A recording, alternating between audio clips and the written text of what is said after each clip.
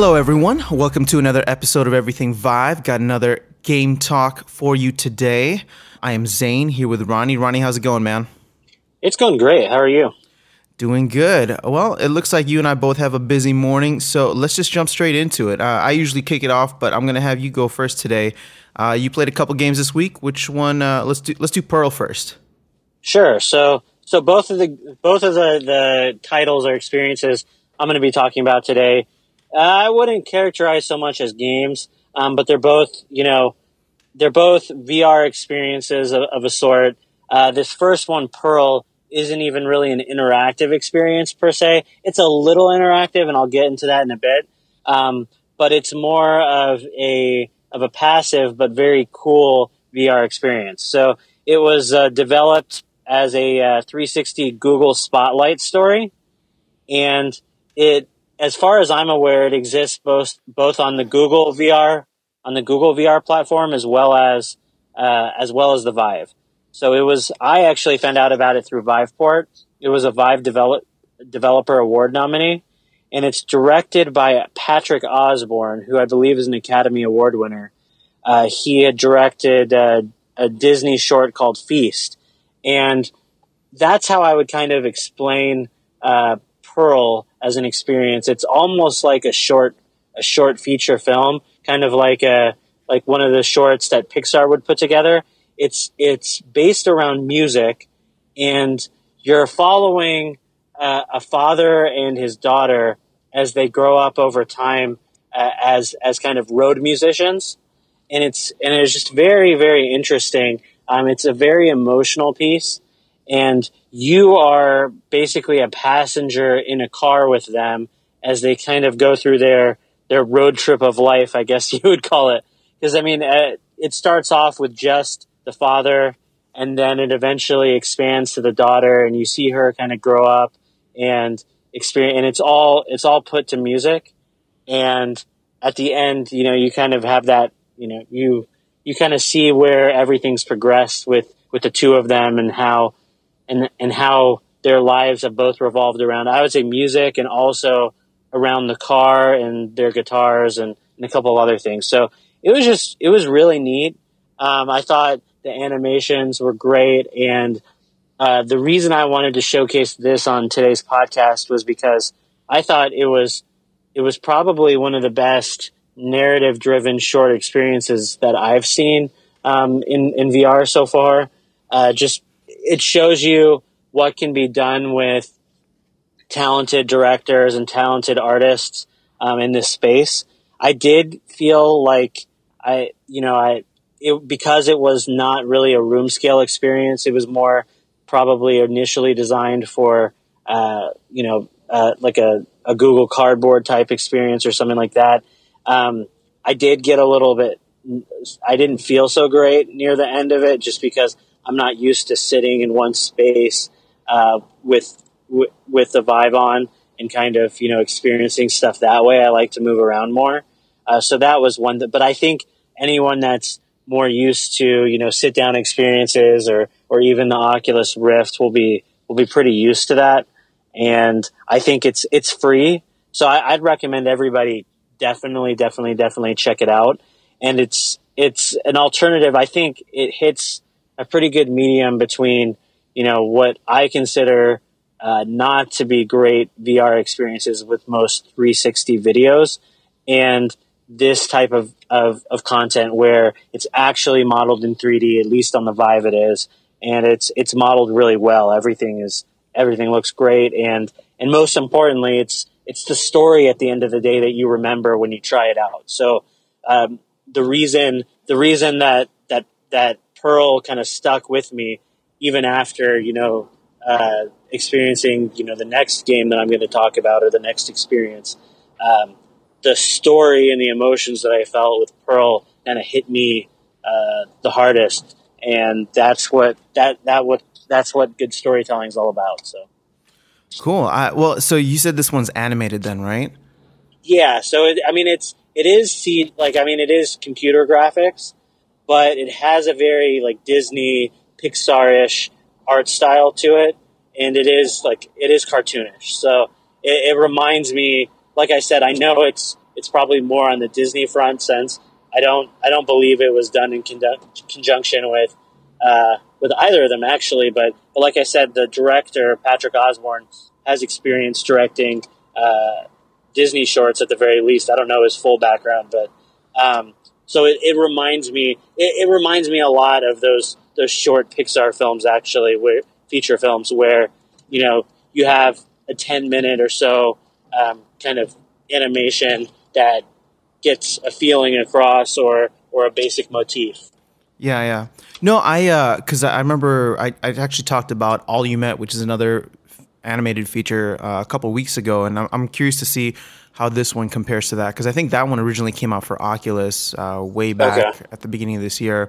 So this one will be cool to check out. I'll make sure to add it to the docket. Yeah, but it's free, and like I said, the only thing you have to keep in mind is I didn't see it in Steam. You have to actually go to Viveport and download it through there. Oh, interesting. But it's free, so it is free. So once you set up the Viveport stuff, it's pretty easy to get. Cool. I haven't explored Viveport as much as I've wanted to. I've been all over Steam, but I'm going to double back and check what other experiences they have there. Both of these actually were through Vive.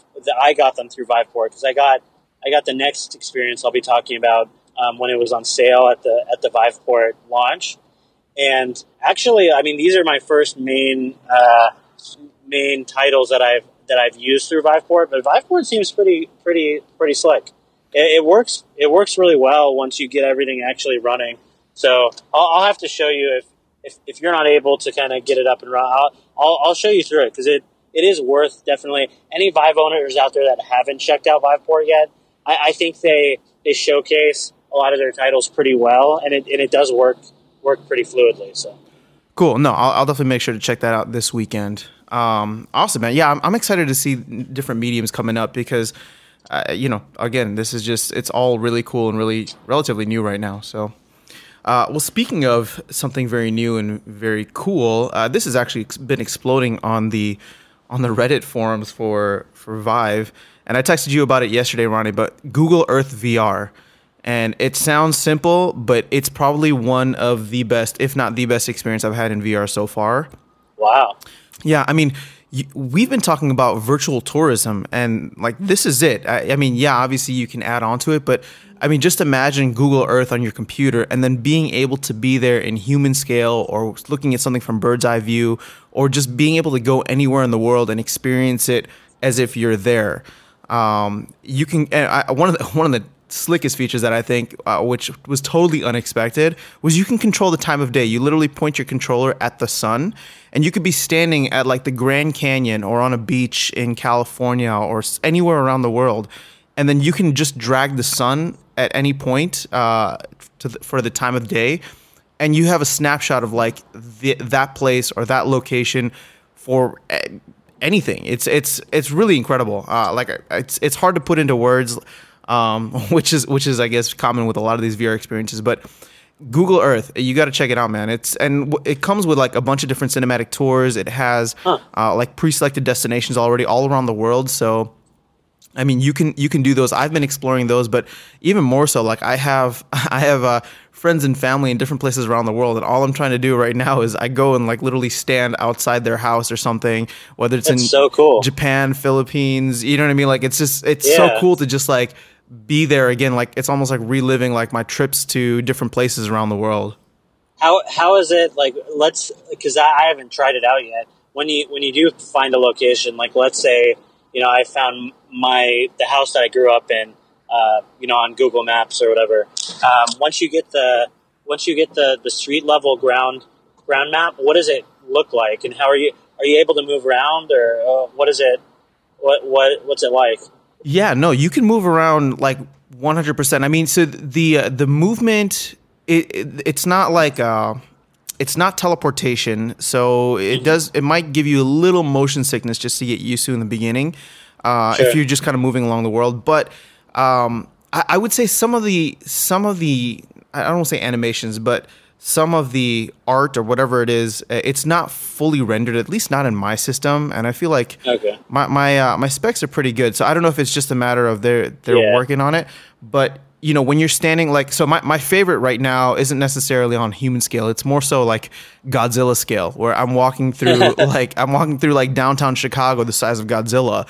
And like these, the skyscrapers are as tall as I am, but I get to go down the different streets, check out different things. And I'm doing that for every city right now because it's an experience you'll never have in real life. So with VR, it kind of gives you that in real life places around the world.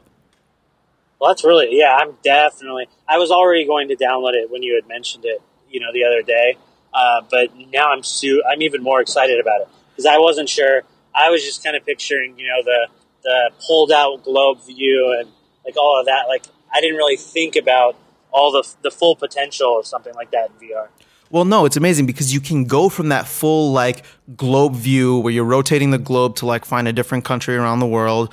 And then you can literally zoom in as if you were like watching a computer screen, but this time like you're there. You zoom in all the way, and then you can like there's a function to like flip it so that you're not staring at it from bird's eye view, and that you can actually be walking on the earth, if that makes sense. Yeah. And then you zoom in. You can continue to zoom in even more, and so it gets down to the street level, which I think is incredible. That's awesome. And yeah, I mean, this is something. It's a free thing offered by Google, and I would say grab it now. I don't think that Google would ever charge for it, but no, but just in case, I mean, yeah, like all titles that you see for free, you want to pick them up as soon as you can because why not? No, exactly. And well, the only reason I said that is because I know Tilt Brush there's a price tag on that now, and I think that was free initially, or maybe I just got it free with the Vive. So. Yeah, I'm not sure. But that's okay. Well, good to know. Yeah, I don't know. It's like $20-$30 right now. But Tilt Brush is a whole different thing. Like, I mean, Google Earth non-VR is free and probably will be free for forever. So I would assume that Google Earth VR would be free. But that being said, I mean, this is something where you can just get lost in it for hours. And it's not like necessarily replayability because you're not playing anything. But it's just cool to like virtual tourism. Like I said, just go check out different places around the world. And so it's definitely going to be one of those, like you said, showcase pieces that I'm going to show to people who are first time viewers, or even anybody that's like checked out the Vive and wants to come back and see something new. Like this is going to totally blow them away. Huh. That's really, yeah. It's funny that Pearl was also a Google project. And then you're mentioning this, and obviously there's Tilt Brush and others. Yeah, I think Google's software in VR has been pretty impressive, especially on the other platforms. So I'm glad that they're sharing the love. No, absolutely. Well, I'm curious to see what's going to come out for Pixel, just because I mean, like you said, Google has some really cool applications out there right now. So it'll be interesting to see what they put out. I don't have a Pixel phone, and I just upgraded, so we'll have to see if I get one in the future. But if they make it worthwhile, then might as well, right? Sure. So, okay, well, moving on, let's do the second experience or game that you've been alluding to, La Peri. Sure. All right, so the next one that I wanted to talk about was called Firebird, La Peri, and it's been available on Steam for a while, but I actually picked it up using Viveport because it was on sale during the Viveport launch. But essentially, I mean, this is another really cool one. It's more of an experience, so there is an interactive element. Oh, and I did mention briefly I was going to talk about an interactive element in Pearl. I'll kind of compare the two here a little bit. So just to back up a bit, for Firebird, La Peri, the Firebird kind of indicator there at the beginning of the title is an indicator of the series that this title is going to be a part of. So the developer is Interspace VR, and they're categorizing this series, the Firebird series, as being a Fantasia-inspired franchise, and they're basically trying to promote immersion in music through VR. So La Peri is the first project that they've done under this Firebird brand, and I would imagine that they're working on others as well. Right now, their website only shows La Peri. But they have, various tool sets that they are working on. And then, like I said, I'm hoping they're going to be working on more stuff soon. But at any rate, La Peri is kind of focused around ballet, I would say.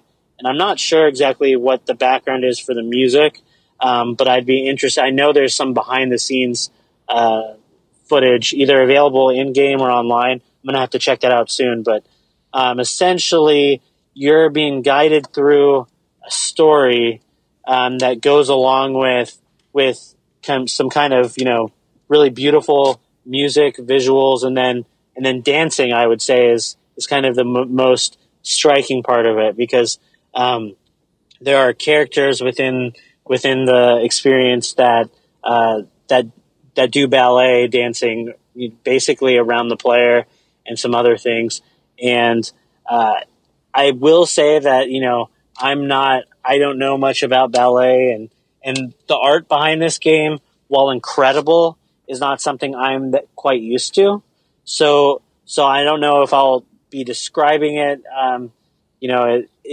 giving it justice through my own descriptions. But I thought it was a really beautiful experience.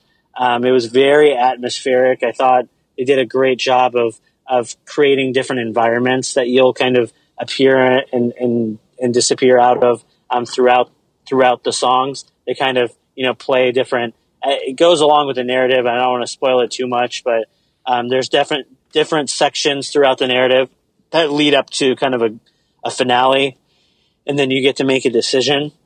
And throughout those experiences, you're able to kind of move about a little bit and chase down the interactive part. It is room scale. You do feel like you're in a place, and there's a few moments where you have to chase around objects and kind of hold them in certain ways with the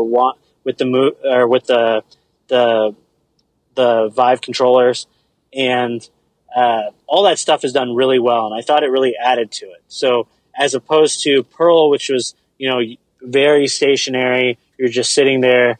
In this, you're standing, you're moving around, you're interacting a little bit with objects, and for me, I thought that helped. I didn't get any of that nausea feeling that I got with Pearl at all in this title, and the interactive elements did get me more involved, I thought.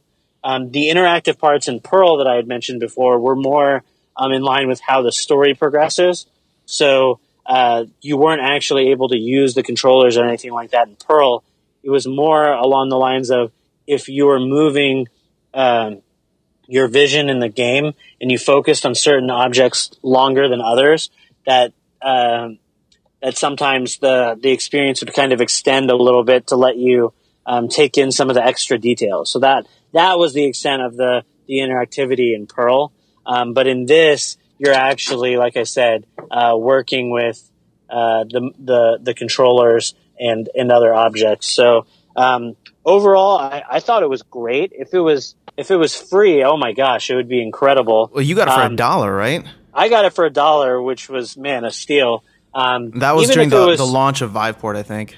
Yeah, exactly. Even if it was $5, I wouldn't hesitate to recommend it. The polish on this thing is really, like, you'll have to come check it out at my place sometime if you don't end up getting it yourself. But just the way the graphics, the sound, everything is produced very, very well.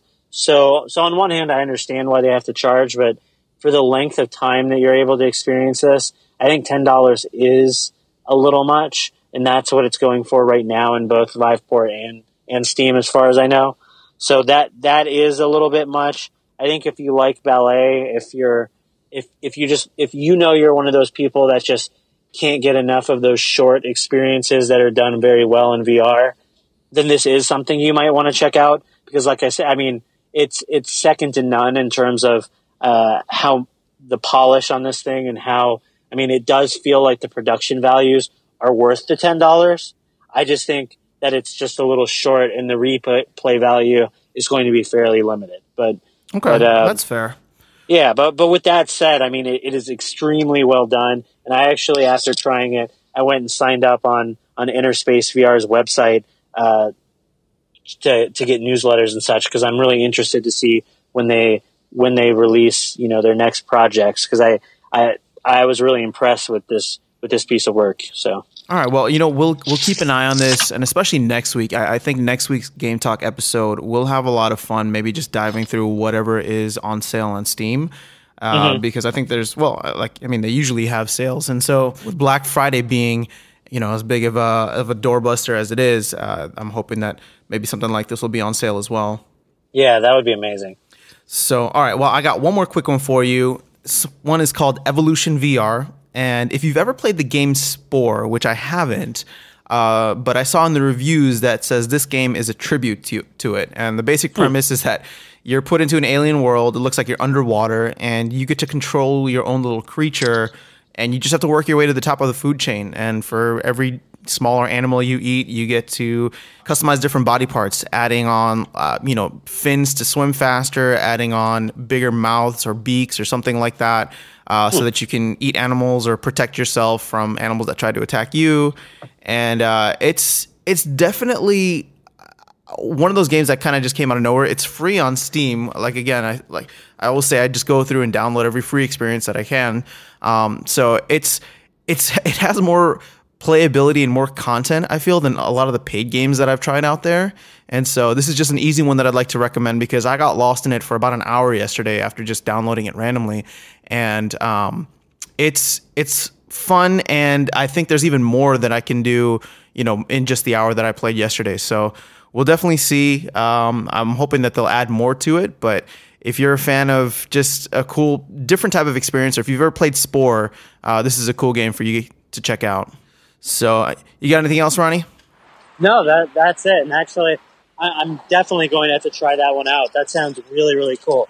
I didn't personally play Spore either. I mean, I know quite a bit about Spore, because I remember when that game came out, and it was a little bit different than what people were expecting. But still, the people that like Spore really like it, and kind of the aspects of what you had played that connect to that sound really interesting. So, but yeah, no, just looking forward. Again, I have so many titles on my plate that I want to try out that, hopefully next week I'll be able to get to some more of those. VR Diner Duo, I believe that's what it was called. I'm still really interested in looking into that, and a few other titles. I also saw that, I don't know that I'm going to pick it up at this price point, but I noticed that Eve Valkyrie finally came out on $60, right? Yeah. As soon as I saw that, I was like, ugh. And not that, I mean, I understand that some games are expensive and they're going to have to be full priced, but that game, I mean, Eve Valkyrie has been out on the Oculus for, since launch. So we're talking about a title that isn't super brand new, and I'm just not used to picking. I mean, now with Steam sales and everything, usually games drop in price a lot sooner than that. So I'm hoping maybe that's a title to, look out for and pick up at a lower price point. But I haven't gotten the chance to kind of see how it performs on the Vive yet or anything like that. I haven't really checked out the Steam reviews yet, so I will be looking into that just to see what people are saying about it there and on Reddit and whatnot. But yeah, that was something I noticed, and I'll at least keep my eyes open for. Yeah, no, we'll follow that, and I mean, at some point, if the reviews are good enough and people are saying it's a good enough experience for that price point, then I think that we'll have to jump in at some point just to give our thoughts. Yeah. So, awesome. Well, I mean, I still have Space Pirate Trainer. I don't know why I keep slacking on that game. I just keep finding other stuff to fill up my time. Google Earth was one of those, as soon as I saw it on Reddit, I was like, okay, I need to try this out. And then I got lost in it for a while during my dedicated Vive time. But I'll definitely get Space Pirate Trainer loaded up and give a review of that. I know it's been out for a while, so I'm sure most people have it by now. But for those who don't, it'd be cool to just give our thoughts and give a little introduction and just kind of game talk. No, and I'm interested. I'm definitely interested to see what your opinion is of it coming from someone that, because like I said, they have added stuff since it initially came out. So I'd be curious just to see how you feel about it as a full package, especially, coming at it without that early, I wouldn't say nostalgia, but, with those impressions from it being a first VR title. You've tried so many VR titles at this point, so I'd like to see what you think of it coming into it from that perspective. For sure. All right, well, let's go ahead and end this episode here. We want to thank you guys so much for tuning in.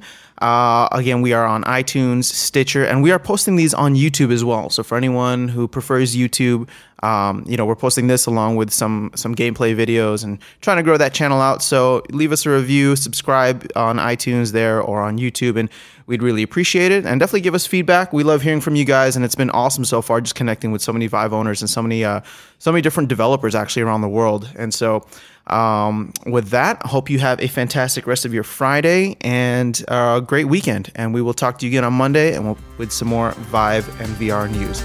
Take care and have a good one.